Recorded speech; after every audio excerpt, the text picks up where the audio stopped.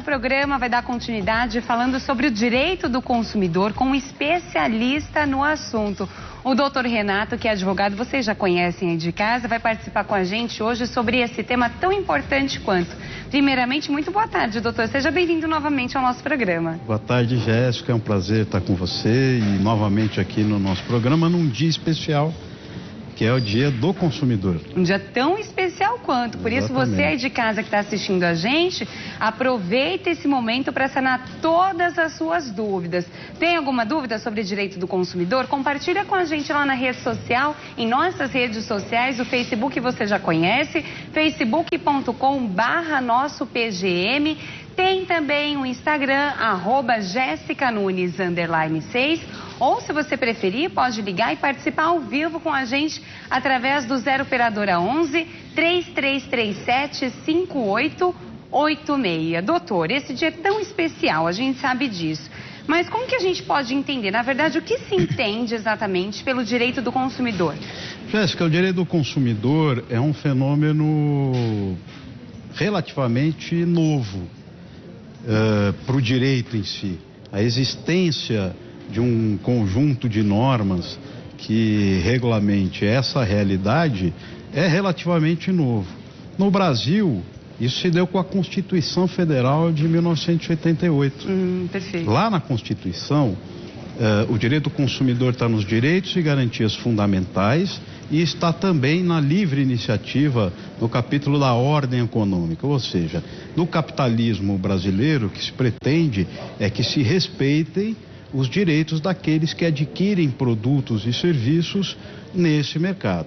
Até então, até 1990, o que regulava esse tipo de relação no mercado era o Código Civil, que era um código de 1916, do começo do século XX. Estamos falando de 100 anos. Então, a realidade brasileira era muito diferente, a realidade das cidades e do campo era muito diferente, a indústria ainda não era a indústria potente que é hoje, não havia o mercado desenvolvido de marketing. Então, o Código do Consumidor veio em boa hora e sempre lembrando, o Código brasileiro é uma referência mundial, né? Um exemplo de lei que pegou, transformou a realidade e que mostra a sua eficácia hoje no dia a dia. Perfeito, doutor Renato sabe tudo, não é mesmo? Doutor, uma dúvida muito frequente das pessoas tem a ver com produtos perecíveis. Aí eu te pergunto, produtos perecíveis, eles podem ser trocados no caso de insatisfação? Não tem nada a ver com validade nem nada, só insatisfação mesmo. Jéssica, o direito ao arrependimento puro e simples não existe no direito brasileiro. Existe uma hipótese apenas, que é aquela em que o consumidor adquire o produto fora do estabelecimento. Então ele o faz ou pela internet, ou por telefone, ou pelos correios. Então, como ele não está presente na aquisição do produto, a lei dá a ele um prazo de arrependimento de 7 dias, né, contados do recebimento, em que ele pode devolver esse produto sem qualquer justificativa. Fora dessa hipótese, não há previsão no direito brasileiro, como há em outros países, por exemplo, nos Estados Unidos, né? É bem comum. Isso é muito comum. Então, o consumidor tem direito à troca de produtos perecíveis ou não perecíveis? Sim, tem, quando apresentar um defeito ou um vício. Agora, se o produto está em perfeito estado e não há razão para essa substituição, não haverá o direito à substituição. Perfeito. E outra dúvida também muito comum, eu acho que todo mundo já sofreu com isso, são as taxas abusivas e as cobranças às vezes indevidas que os bancos fazem com a gente.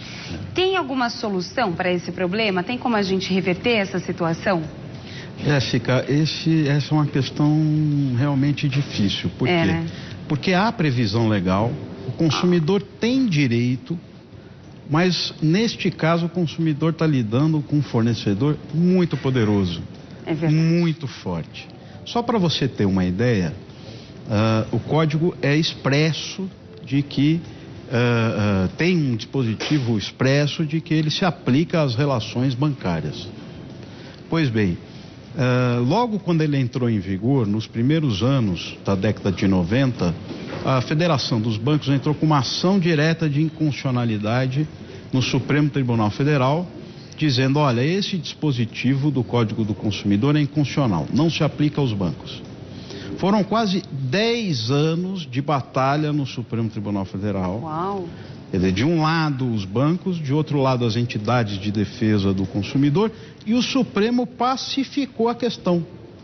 E chegou à conclusão que sim, o Código de Defesa do Consumidor se aplica às relações dos clientes e bancos. Perfeito. Só que os bancos sempre fazem da nossa vida um périplo, um caminho mais difícil pelo poder que tem e pela concepção de que eles só se submetem às regras do Banco Central, que tem uma função muito específica voltada para o mercado financeiro. Então, o consumidor tem direito? Tem. O consumidor pode reclamar nos canais de atendimento bancário?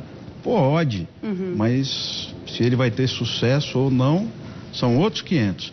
Então, em regra, quando isso acontece, a solução é a proposição de uma ação judicial para que o Poder Judiciário, então, reverta aquela ilegalidade, a cobrança daquela taxa. Eu agradeço essa sinceridade, doutor Renato, porque às vezes a gente fica revoltado que, por exemplo, quem nunca recebeu um cartão que nunca pediu do banco, Exato. E eles começam a já até cobrar uma taxa ali de anuidade, sendo que você nem pediu.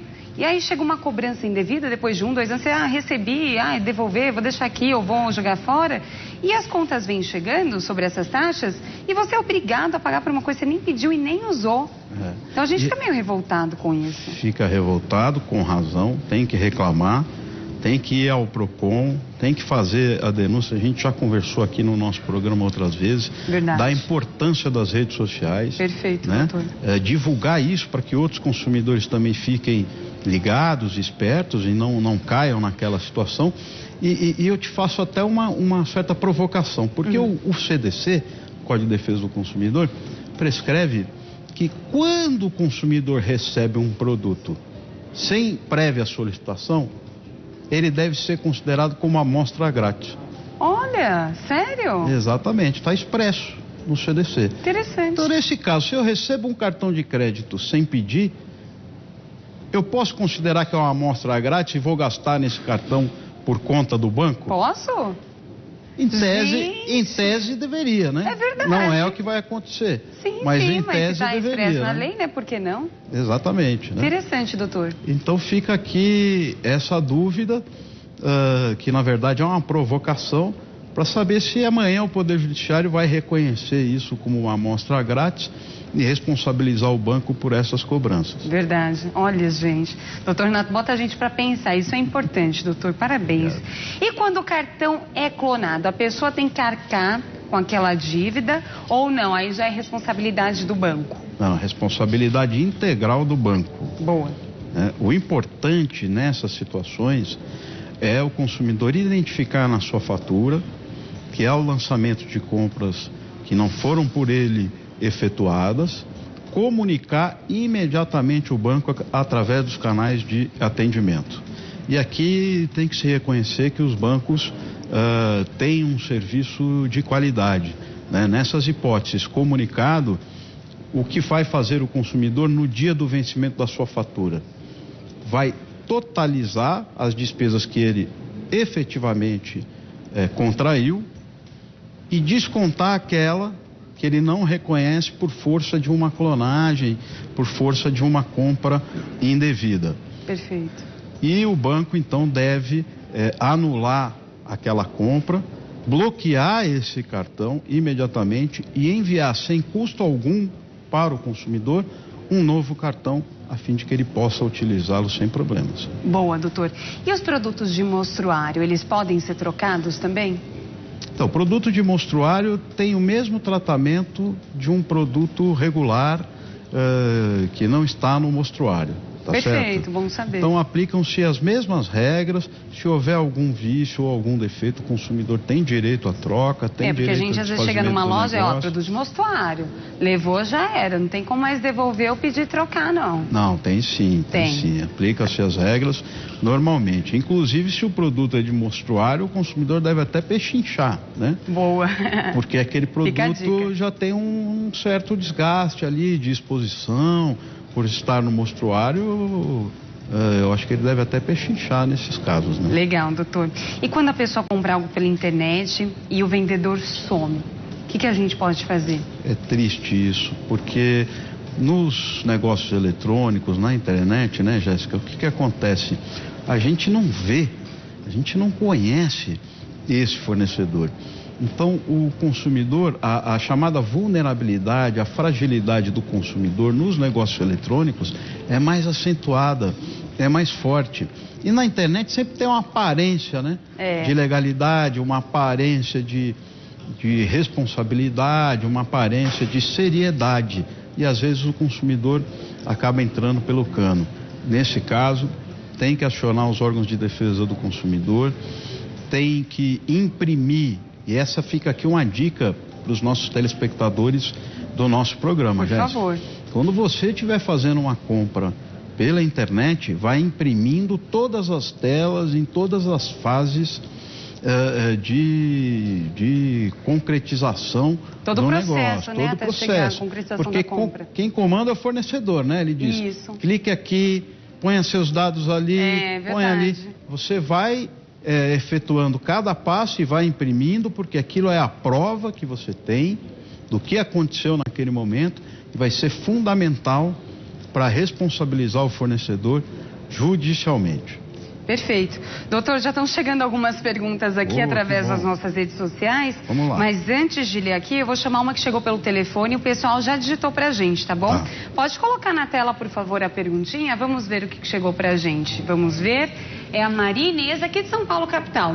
Como recorrer quando eu coloco minha conta de telefone no débito automático? A operadora corta meu serviço sabendo que o débito já foi feito, doutor?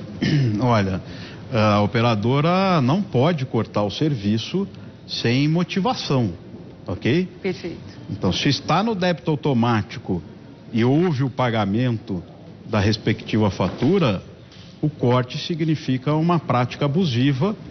E aí esse consumidor tem direito não só ao religamento, mas à eventual reparação de danos que possam ocorrer por força desse desligamento forçado e indevido. Perfeito. É interessante isso, porque tudo dá pra gente resolver, né? Tem que ir atrás, é que a gente às vezes fica meio, não vai dar nada, não tem que pensar dessa forma, né? Vai atrás, porque tudo tem um jeito, gente. Exatamente. E a outra perguntinha aqui, doutor, que chegou através do nosso Instagram, é a Ana Paula Fontes, de Cuiabá, Mato Grosso. Qual o procedimento a ser adotado quando houver queda ou descarga de energia que ocasionam danos aos eletrodomésticos? Tem algum direito quanto a isso, doutor? Tem. Você deve reclamar imediatamente à operadora, à distribuidora de energia elétrica. A Agência Nacional de Energia Elétrica já reconheceu o dever das operadoras de indenizar o consumidor nesses casos, ok? Perfeito. E em regra, eles indenizam. Se não indenizarem, se não promoverem ou a indenização em dinheiro, né, ou a disponibilidade de novos produtos, restará, infelizmente, a via judicial, com a certeza de que você estará amparado pela lei. A Ana vai ficar feliz, então, com essa, hein?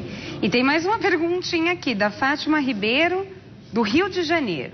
Ela conta o seguinte: tive um iPad furtado no hotel que estava hospedada. O hotel, doutor, ele tem que se responsabilizar quanto a isso?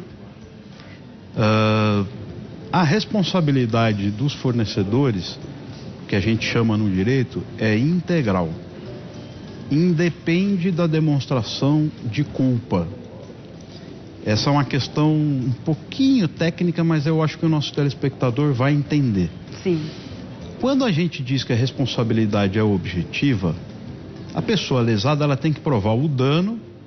O dano aqui é facilmente comprovado, quer dizer, ela não tem mais o seu iPad. E o nexo causal, ou seja, que esse dano foi causado durante a aquisição de um produto ou em função desse produto ou durante a aquisição do serviço, ou seja, dentro do hotel. É verdade. Só há uma hipótese que o fornecedor não irá ou estará isento de indenizar, que é a culpa exclusiva do consumidor. Então, nesse caso, em regra, a responsabilidade é objetiva. Ser presentes ali na situação fática, concreta, ou ausente uma culpa exclusiva do fornecedor, o hotel é responsável e deve indenizar. Perfeito. Voltando um pouquinho sobre compra de internet, quando a gente compra um produto e ele acaba sendo extraviado, qual que é o procedimento que a gente deve ter para ter esse produto de volta ou não, ter o dinheiro pelo menos de volta? Exato. Veja que, de novo, nas compras feitas fora do estabelecimento comercial, a responsabilidade é do fornecedor de que aquele produto adquirido chegue de forma intacta às mãos do consumidor. Todas as despesas de envio já estão embutidas no preço e já foram pagas pelo consumidor. Portanto, a responsabilidade pelo extravio é do fornecedor. Se isso aconteceu, ele deve enviar um novo produto e garantir que esse produto chegue em boas condições às mãos do consumidor. Se ele se recusar, infelizmente, tem que ir às vias judiciais, exigir ou a entrega do produto. O consumidor tem várias opções: ou exigir a entrega do produto, ou então a devolução das quantias pagas com juros, correção monetária e eventual perdas e danos. Perfeito. Eu acho que isso tem a ver também com a pergunta que o Luiz Silva de Assis, aqui de São Paulo, mandou pra gente. Comprei um produto que apresentou defeitos. O fabricante diz que não pode fazer nada porque não tem culpa pela ocorrência do defeito. Ele pergunta: isso é correto? Claro o fabricante que não. Tem, né? Então, Claro segue o mesmo caminho, né? Mesmo caminho, a responsabilidade do fornecedor, né?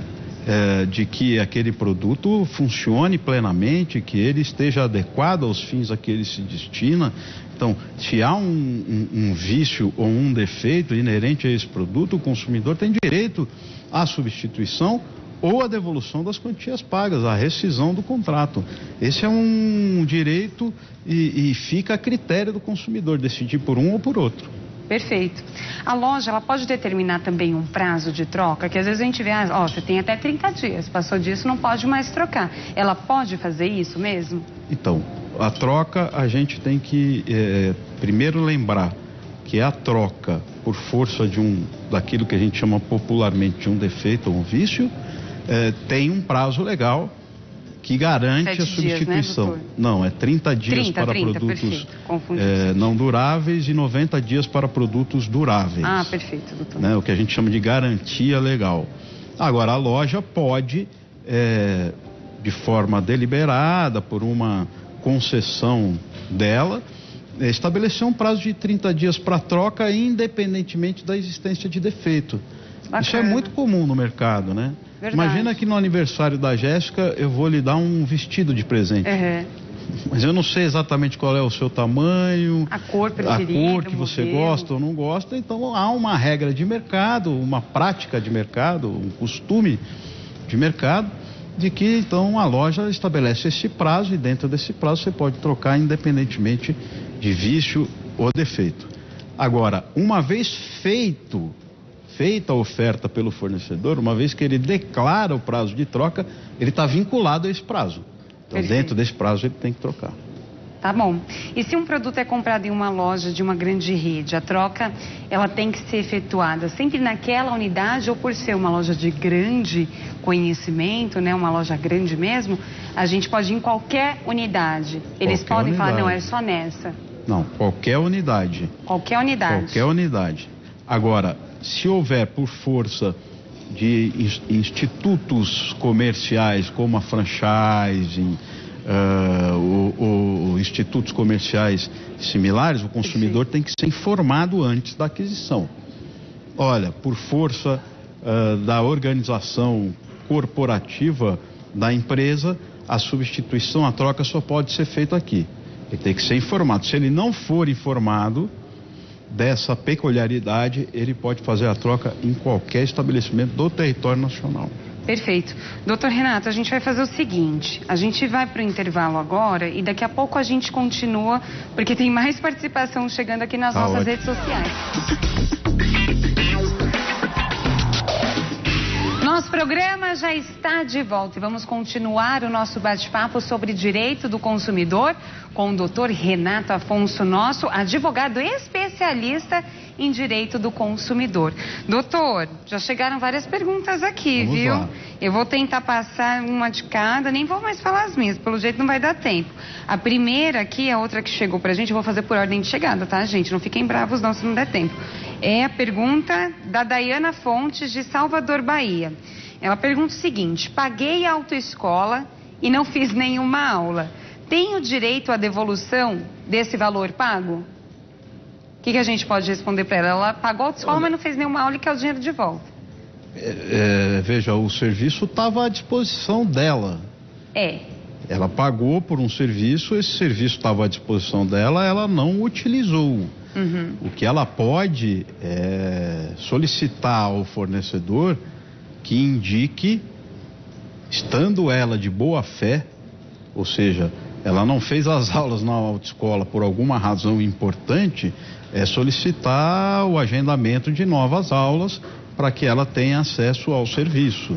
Agora, a devolução do dinheiro, a gente teria que analisar o caso concreto para entender os custos que a autoescola tem ao disponibilizar um curso, né? Quer dizer, às vezes essa devolução não pode ser integral por conta desses custos. Tem que ver o que estava no contrato direitinho, exatamente, né? Eu até me lembro uma vez, quando eu paguei para fazer um curso sobre direito previdenciário, eu cheguei a fazer um pouco, mas os horários não estavam batendo, eu pedi para devolverem o dinheiro, porque eu não ia conseguir, pelo menos aquela parte que eu não fiz, mas no contrato já estava assinado que não havia devolução inteira, né? Então você tem que ver isso também. Por isso tem que tomar cuidado antes de assinar qualquer coisa, né? Também. Tem que ler, tem que se informar e uma vez informado, identificar se também há alguma cláusula abusiva, alguma imposição abusiva por parte do fornecedor. Que aí tem como reverter, né, doutor? A outra perguntinha aqui foi do Laerte Alves, de Campinas, São Paulo. Ele fala assim: doutor, comprei um produto com garantia estendida e embutida sem saber. O que posso fazer? Estendida e embutida. Ele comprou o produto sem saber que tinha essa garantia estendida. Normalmente fica um pouquinho mais caro, né? Isso que eu ia indagar. Se ele pagou por isso. Se ele pagou por isso pelo que sem entendi, ser informado, essa cobrança é indevida. Ele tem direito à devolução desse valor cobrado a mais. Perfeito, então ele pode ir atrás, que ele vai ter de volta. Pode exigir a devolução. Perfeito, Laerte. O Carlos Augusto, de Uberaba, Minas Gerais, ele pergunta o seguinte: pago todo mês internet e fiquei sem sinal por vários dias. Quais são os meus direitos? Fazer a conta de quanto custa cada dia de internet dentro do pacote que você firmou com a operadora e exigir o desconto na próxima fatura. Então ele pode reverter também essa situação. Pode, Nossa, tem tanta dever gente do que eu fornecedor. conheço que já ficou sem internet, doutor, e não corre atrás, deixa. Exato, porque às vezes o valor é pequeno, acha que não vale a pena, mas esse é o problema. Tem também um caráter educativo com os fornecedores. Se o consumidor reclamar e for atrás dos seus direitos, nós vamos ter fornecedores muito mais solícitos, muito mais responsáveis e imbuídos da ideia de prestar um bom serviço de qualidade. Perfeito.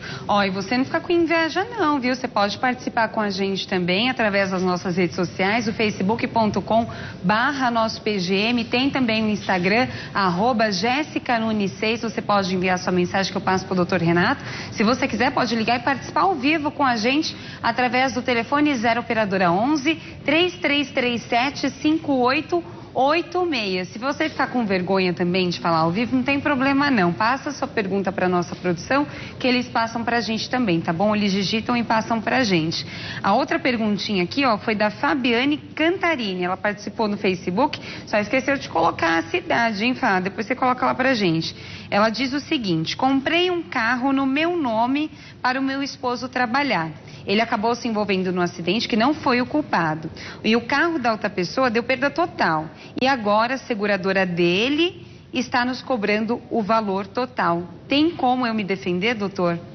Olha, se no contrato firmado entre você e a sua seguradora havia a informação de que o seu marido era o principal condutor desse veículo, e se há a previsão contratual de cobertura contra terceiros, independentemente da responsabilidade, no caso concreto, você tem direito de indicar à seguradora que lhe cobra a sua seguradora original, a sua fornecedora, dizendo: olha, não é de mim que você tem que cobrar, é da minha seguradora. Ah, perfeito. Né? Então dá pra Se há, por exemplo, a proposição já de uma ação judicial, a nossa telespectadora não informou se isso já está em juízo, né? Doutor, o legal de ser ao vivo é que é bem dinâmico, né?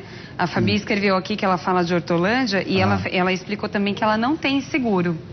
Ah, ela não tem seguro? Ela falou que não tem seguro. E aí já muda a situação, né? Muda a situação.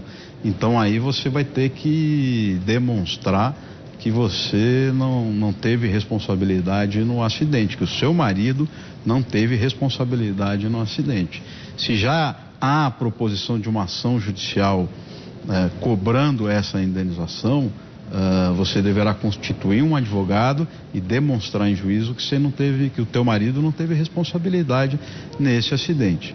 Por quê? Porque a seguradora, ela se subroga, aquilo que no direito, né, Jéssica, a gente chama, ela se subroga nos direitos do cliente dela, e por isso ela deve ter indenizado o cliente dela e agora está buscando a indenização junto a quem essa seguradora acha que é responsável pelo acidente. Então ela tem que provar, né, que o maridão não teve nada a ver com isso mesmo. Exato. É complicado, mas a gente sabe que no direito funciona assim, né? Como diz o ditado, contra fatos não há argumentos. Exato. Então é melhor ela procurar realmente um advogado e tentar comprovar que não teve nada a ver, senão, infelizmente, né, sem provas, não há argumentos, não vai ter como ela conseguir reaver essa indenização, né? Não pagar, na verdade, essa indenização. Exatamente. Perfeito.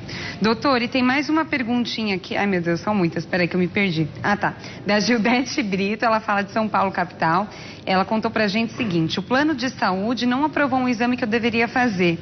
Ela quer saber se tem algum direito perante a isso. Em regra tem.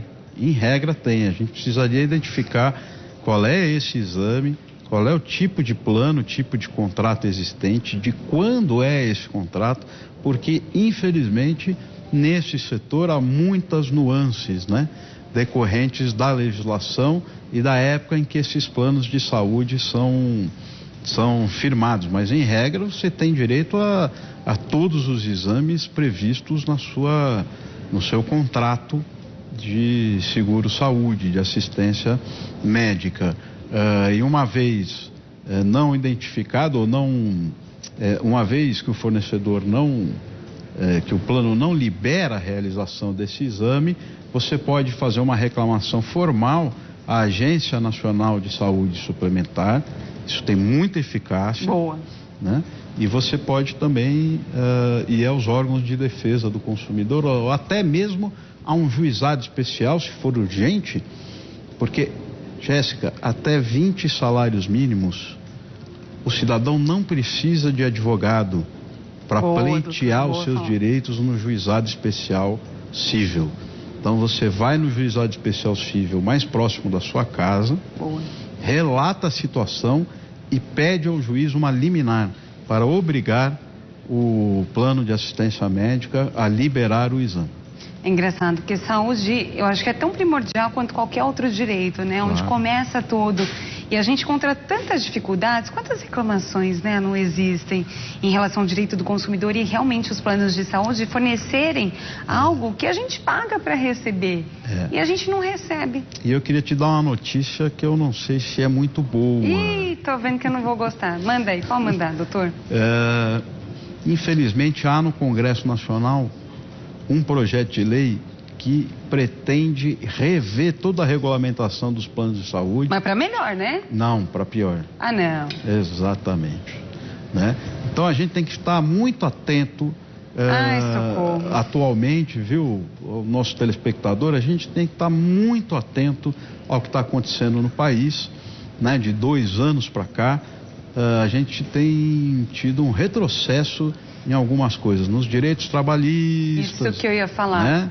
Um retrocesso nos direitos trabalhistas, nos direitos sociais, e há um projeto de lei em tramitação no Congresso Nacional para aumentar ainda mais o poder das operadoras do plano de saúde, né? Esse projeto atende os interesses econômicos das operadoras e colocam o consumidor cada vez mais em fragilidade. Mas ainda não foi votado, portanto, nós ainda temos... E mesmo quando estiver em votação, a gente tem que reivindicar, impedir né? Que isso aconteça. Isso é verdade. É importante o senhor falar, porque é tanta notícia que a gente vê que a gente às vezes não consegue acompanhar tudo como nós gostaríamos, detalhadamente. Então é importante o senhor falar isso, porque às vezes isso acontece na calada da noite, né? Sempre, né? No meio na calada da noite. De uma situação em que outros fatos estão mais em voga, na imprensa, na mídia, eles vão lá e votam contra o interesse da população e contra doutor, o interesse você vai informando a gente, pelo amor de Deus.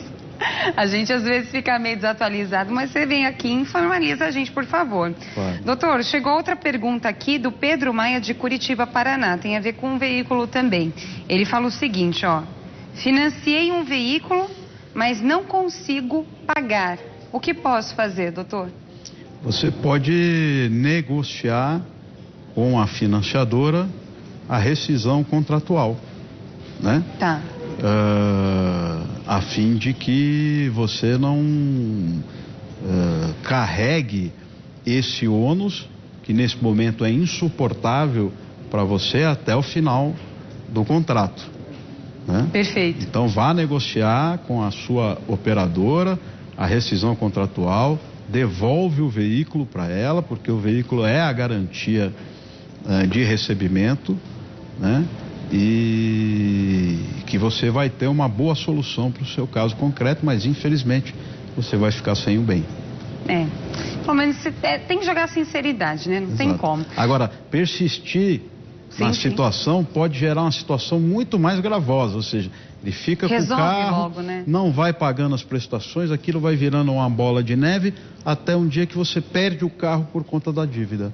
Então é melhor você devolver o carro e a sua financiadora, né? Fazer uma negociação com ela e resolver esse problema e aguardar um outro momento em que você recupere o seu emprego, recupere a sua condição econômica e faça uma nova aquisição de um veículo. Perfeito, doutor. E chegou mais perguntinha agora pelo telefone. O pessoal já escreveu pra gente. Eu vou pedir para colocar na tela, por favor. Vamos ver. Quem enviou a pergunta foi o Vanildo Ramos de Lins, São Paulo. Sou vendedor, fiz a venda do meu imóvel, passei a procuração para o meu cliente e o mesmo vendeu o meu imóvel sem pagar o restante do que devo. O que posso fazer? O que fazer, na verdade? Jéssica, eu fiquei um pouco confuso com a pergunta do nosso telespectador. Vamos colocar Ele é então vendedor na tela de imóveis, não?